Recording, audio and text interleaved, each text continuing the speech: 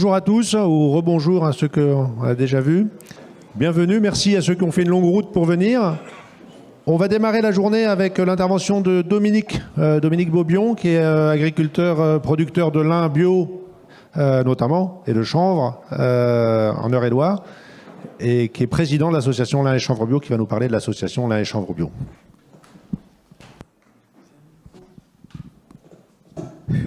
Ah ben ça marche, c'est super. Bonjour à tous, ça fait toujours plaisir de voir quand même autant de monde, parce qu'au bout de 11 ans, il peut y avoir de la lassitude, et puis en plus là on est loin, on est dans le nord, donc il faut traverser, donc c'est compliqué. Donc merci de votre présence en tout cas. Pourquoi on a choisi le nord, je ne sais pas, peut-être simplement pour découvrir que finalement les gens du nord, ils n'ont pas forcément dans les yeux que le bleu du ciel qui manque à leur décor. C'est évident. Ça, c'est pour les gens qui ont moins de 20 ans, qui ne connaissent pas. Hein, et voilà. Mais donc, si ce n'est pas les yeux bleus, c'est aussi la fleur de lin qui tapisse le décor du nord. Voilà. On est dans un contexte un petit peu particulier, enfin, aujourd'hui. C'est que si vous vous rappelez, il y a un an, par rapport à un an, on était dans une situation un peu compliquée, tant sur le marché que sur la production.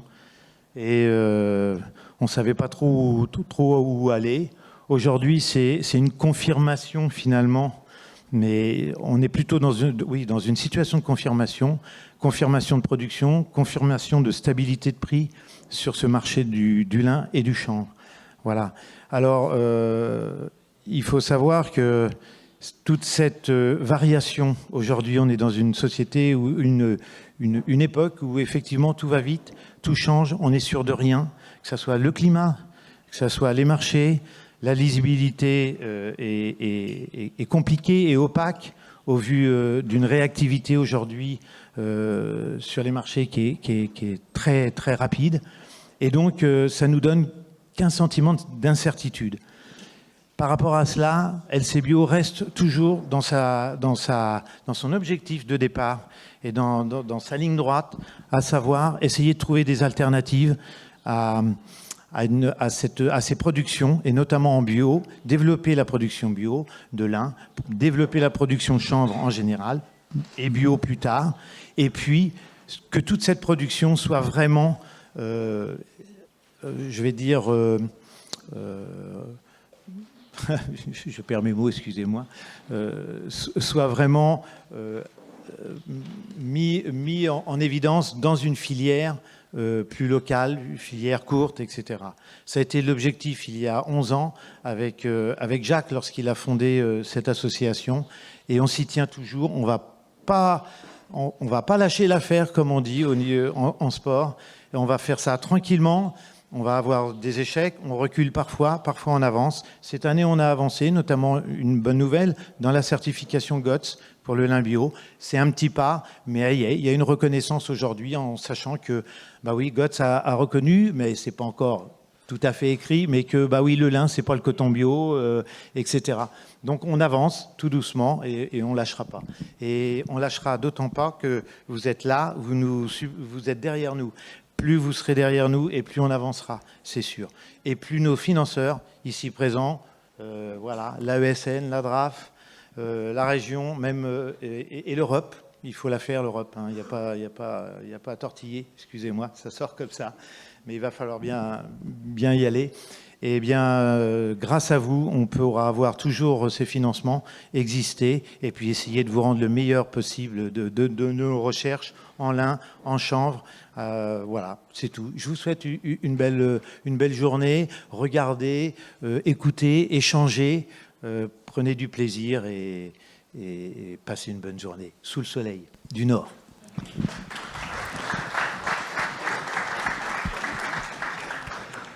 Merci Dominique. Et donc vraiment la journée, c'est des rencontres et c'est dans les échanges entre vous que se passe tout l'intérêt de cette journée. Louis Broutier, tu nous accueilles aujourd'hui dans ta ferme. Oui. Je te laisse présenter ta ferme et ton travail en agriculture bio. Merci. Donc, Bonjour à tous, donc Louis Broutier, bienvenue à la ferme de Montéchor. Donc moi je me suis installé en 2022 à la suite de mes parents. On a converti la ferme en bio en 2020. Et donc aujourd'hui on a une production de fraises, donc les fraises sont pas en bio. Et après dans les champs on a une quinzaine de cultures, donc des céréales, des légumes de plein champ, des cultures un peu d'industrie, du lin, du chanvre. Voilà. On travaille avec Opalin, la coopérative Opalin, pour le lin, le chanvre. Le chanvre, c'est la 2e année.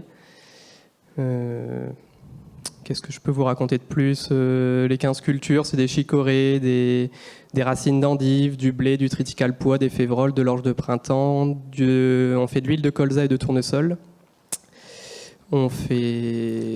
Pour ceux qui le veulent, cet après-midi, il y aura des visites, donc soit l'un bio, soit chanvre, puisque les parcelles sont assez loin l'une de l'autre, donc il faudra choisir l'un ou l'autre. Et donc tu feras la présentation tout à l'heure. Exactement. À l'après-midi. Oui, oui. Merci, merci Louis.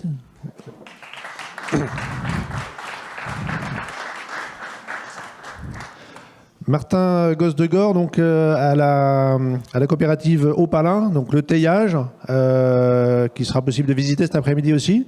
Je te laisse présenter le teillage et cette étape essentielle, la première étape industrielle de la filière sur le territoire. Merci.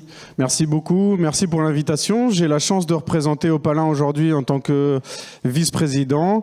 Mais je suis aussi agriculteur, une partie en bio et une partie en conventionnel à une trentaine de kilomètres d'ici, avec du chanvre et du lin aussi. Donc on a ça aussi qui coule dans les veines et on est aussi passionné. Opalin, c'est une coopérative créée par une vingtaine d'agriculteurs en 1987. Aujourd'hui, on est 220 adhérents. Qui vont de la côte jusqu'à Arras, Cambrai, pour ceux qui connaissent un peu. Aujourd'hui, on a à peu près 3 900 hectares et 50 salariés sur la coopérative. On a 3 lignes de teillage, et on fait à peu près 24 000 tonnes de paille par an. En lin de printemps, on est à 3 800 hectares. En lin bio, on a à peu près 70 hectares sur la coopérative. En lin d'hiver, on a aussi 300 hectares. Et en chanvre, on est à 80 hectares en chanvre cette année. La stratégie de développement d'Opalin, c'est répondre surtout à la demande des adhérents. Donc à chaque fois qu'il y a une demande, on repose les questions au conseil d'administration et on essaie de développer en conséquence. L'un des plus gros objectifs, c'est de rémunérer au mieux les adhérents, donc avec la qualité, avec nos outils de transformation et avec notre savoir-faire. C'est prendre en compte aussi les augmentations de la demande des clients. On voit pas mal en réunion avec l'interprofession où il y a une vraie demande dans le lin et chanvre. Et on a la chance de voir aussi là qu'il y a de plus en plus de tissus, de plus en plus d'innovations.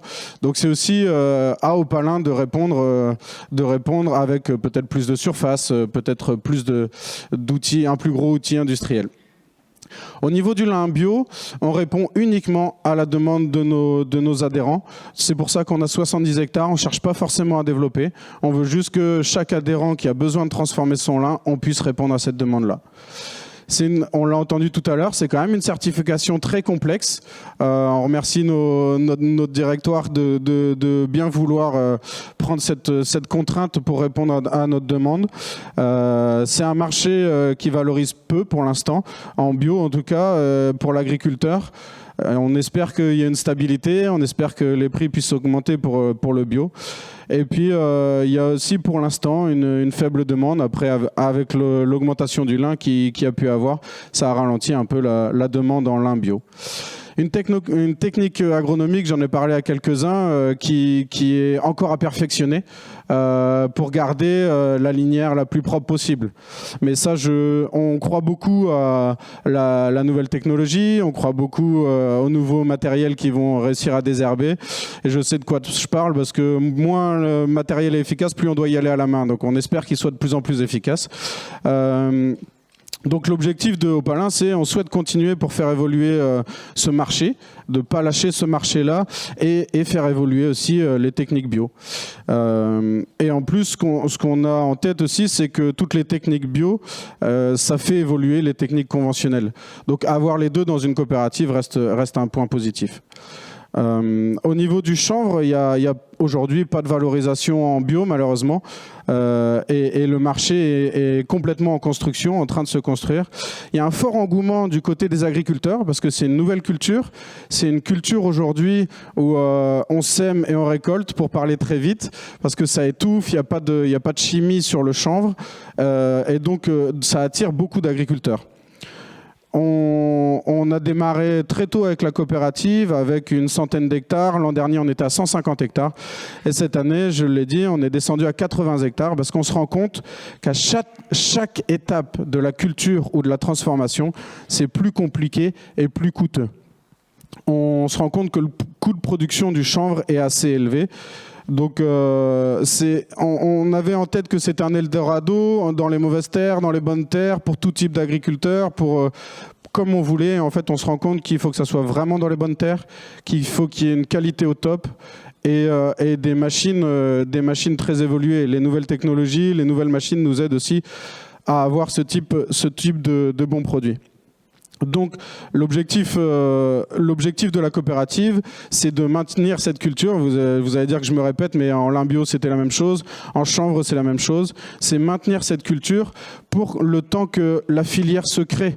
Aujourd'hui on a diminué pour le risque aussi, pour prendre un peu moins de risques, mais le temps que la filière se crée, l'objectif c'est de garder ça un peu en R&D pour la coopérative, qu'on apprenne aussi notre outil industriel à le faire tourner avec du chanvre, pour nos adhérents, qu'on apprenne la technique du chanvre qui est complètement différente du lin, et je pense qu'on va en entendre parler pas mal aujourd'hui. On croit à la fibre du chanvre, la preuve, ce qu'on peut voir là-bas, ce qui est en vente, et on est très fiers de ça. On croit aussi à la sélection variétale par rapport à une meilleure fibre, par rapport à un rouissage peut-être plus facile. Mais je pense qu'on va en parler aussi aujourd'hui. Et c'est pour nous une opportunité pour notre outil industriel. On a un changement climatique, on ne peut plus se le cacher. Et du lin court une année, peut-être que le chanvre pourra nous apporter de la fibre naturelle pour nos clients. Donc c'est vraiment ça aujourd'hui, c'est d'essayer d'être le plus flexible avec du lin d'hiver, du lin de printemps, bio et conventionnel, et du chanvre.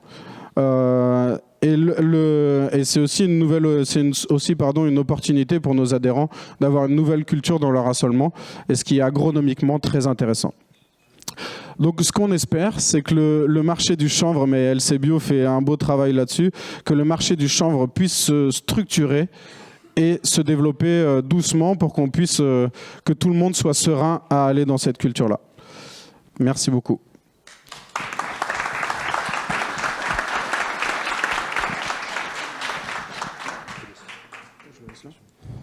Merci Martin. Catel Bruyère de la DGE, vous allez présenter comment Bercy soutient la filière et l'association et notre travail et son évolution.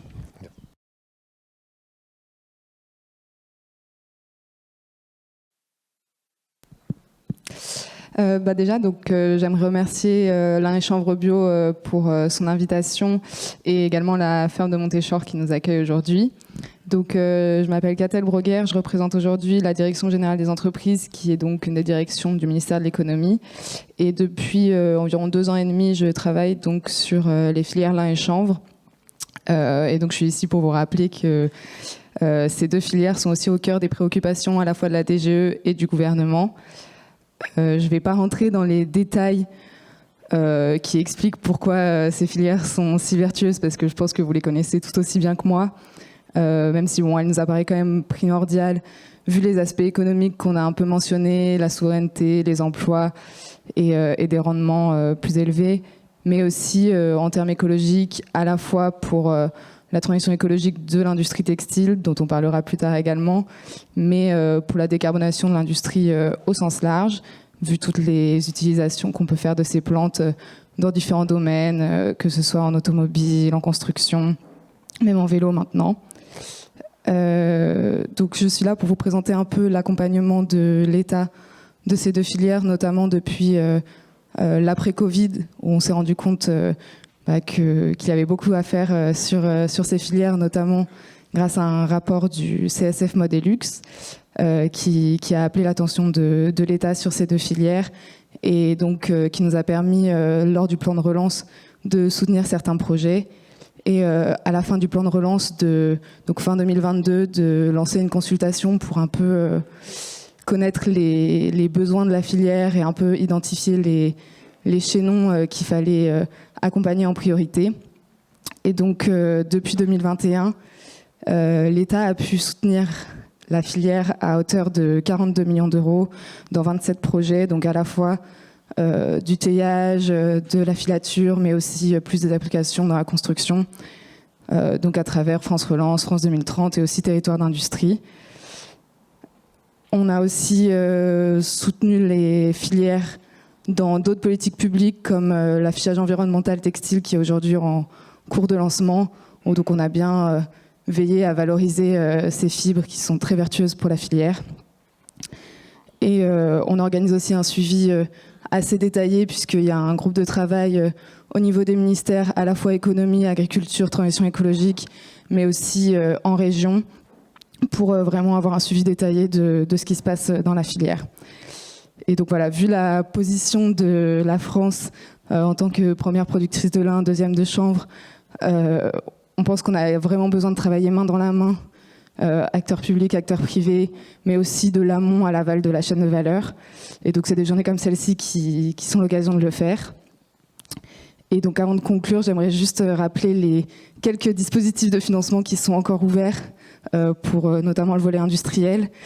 Ils sont rares, comme vous le savez, le contexte n'est pas forcément aux dépenses publiques. Donc il y a encore le dispositif résilience et capacité agroalimentaire avec une relève en septembre, le dispositif première usine avec une relève en septembre également, et ensuite le dispositif territoire d'industrie en transition écologique qui lui a des relèves différentes selon les régions. Mais donc voilà, n'hésitez pas à passer me voir pendant la journée si vous avez des questions sur ces dispositifs-là. Et je vous souhaite une très belle journée. Merci beaucoup. Merci beaucoup.